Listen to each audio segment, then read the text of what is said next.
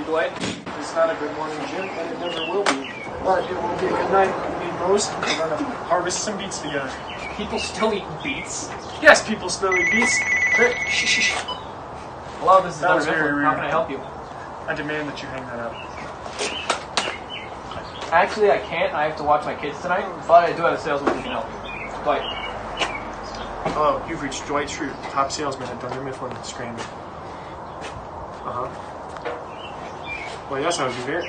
No! I will not do... What's up? The client said something that was none of your business, Jim. Get back to work. Alright, well then. I'll call him back. Apparently, this client wants me to bring 2 other salesmen. Andy and Stanley? I mean, come on. Stanley is constantly sleeping and doing crossword puzzles. He doesn't care about anything but his lunch. Andy has the worst sales record of any person in this office. Andy gets outsold by the warehouse workers. I am not looking forward to this sales call. So, what was that call about? You won't understand, Jim. You're a good salesman, aren't you? Yeah, I think so.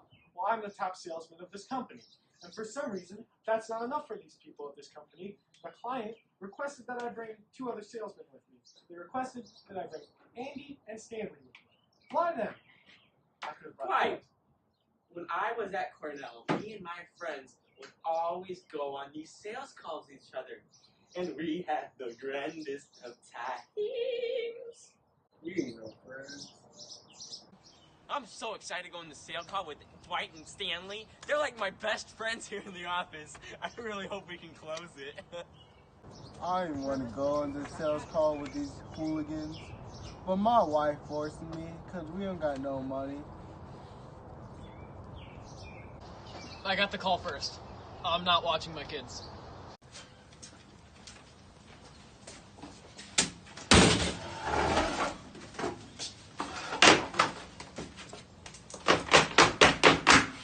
Hello, sir. My name is Andrew Bernard, but you can call me Nard Dog. Hello, Nard Dog. This is my associate, Dwight K. Schrute.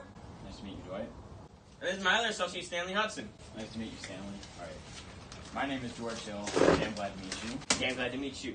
What can I do for you today, Mr. Hill? I actually need 500 reams of straight white paper. 500? We only have 300 reams of glossy white paper.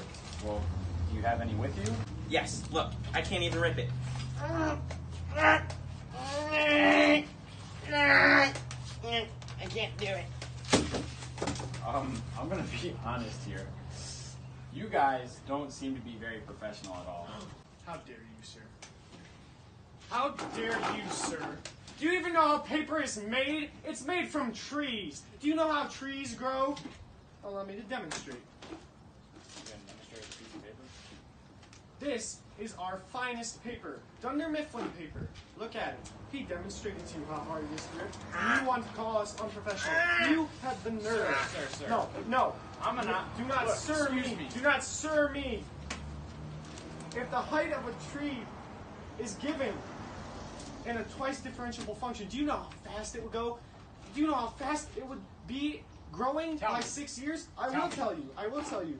In fact, I have prepared some notes just in case this situation arose. Oh, really? I did. Look at these statistics, sir. This is the height of a tree in 2 years. This is the height of a tree in 3 years. This is the height of a tree in 5 years. 6 7 meters. and 6 10. meters. Is that not enough for you, sir? Well, Look at this. Look at this notes. This is the rate that a tree is growing at 6 years. Look at how fast it's growing. 5/2. 5/2, I tell you, sir. If it is growing like this, why would we not make it into fine paper that you refuse to buy?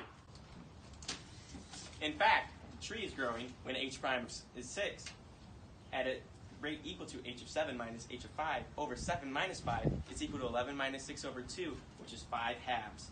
And that is the rate at which the height is changing per year in meters. meters. That's correct, Andy. Nice You know job, what? Happy. I don't think we need this man's business. I don't either. But it was a pleasure to meet you, Because he sir. disrespected our company and our professionalism. You're actually disrespecting me in my office by screaming at me. It was Thank you. It was a. Have a good day. I will was be a- calling your head office it with was a a- complaint. And I will be making a dentist appointment. It was a. Thank you. It was a pleasure to meet you, sir. Nice to Feel meet free, you. sir. I can't believe this, man. I changed my shirt for this. This is outrageous. You deserve better, Andy. I do. You're right. You know what I need? A pretzel.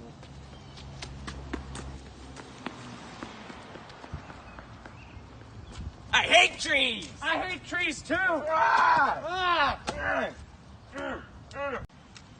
While these hooligans were messing around, I was able to explain why there's a time t in the interval of 2 approaching t approaching 10.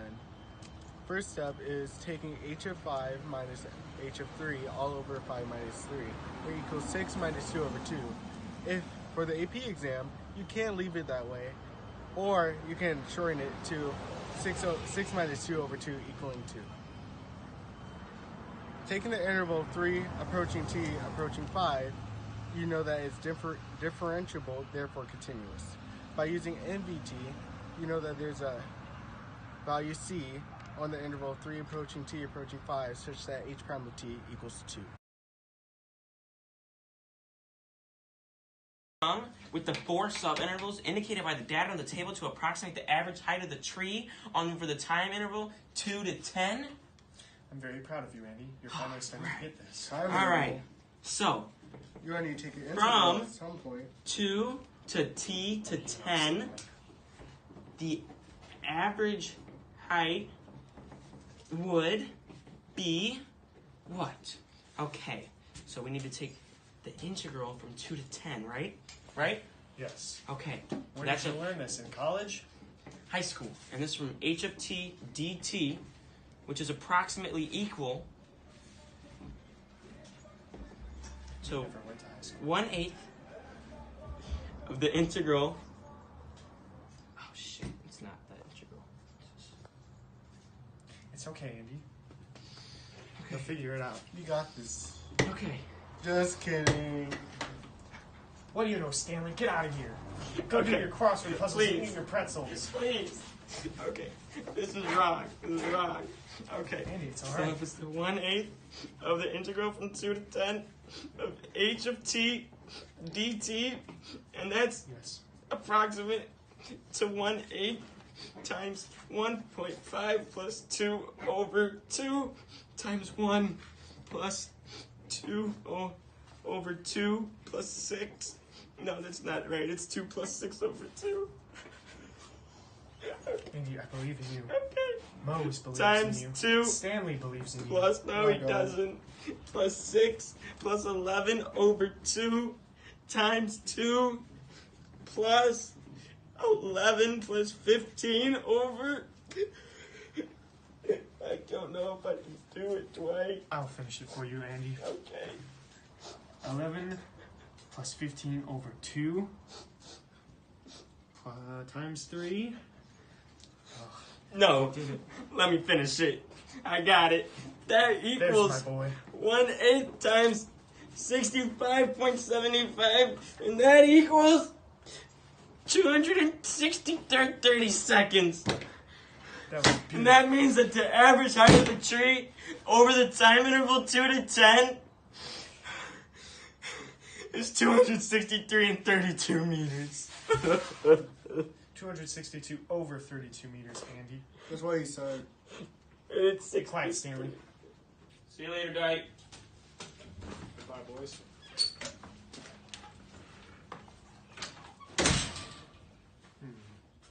I wonder. I did it, Mr. Cameraman. With my superior intellect, I solved the problem. I kept wondering, what would be the rate of change if the tree's height was 50 meters? I knew what the dt would be. It would be 0.03 meters per year. But I didn't know what the dt was, so I figured it out. It's right here, as I've shown. It's 1. All you have to do is plug the original 50 meters into the original equation.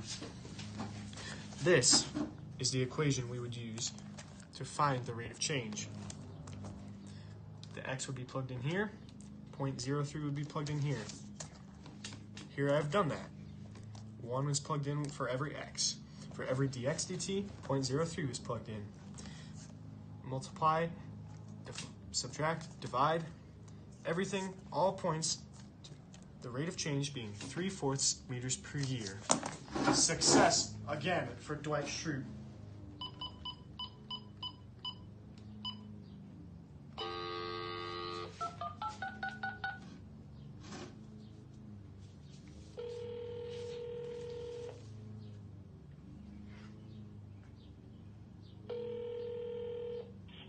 Mose, we have some trees to climb.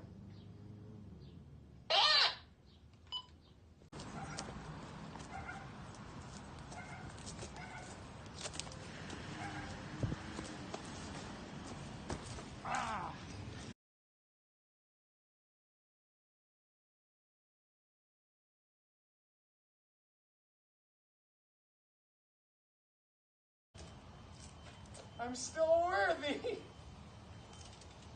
I'm still worthy.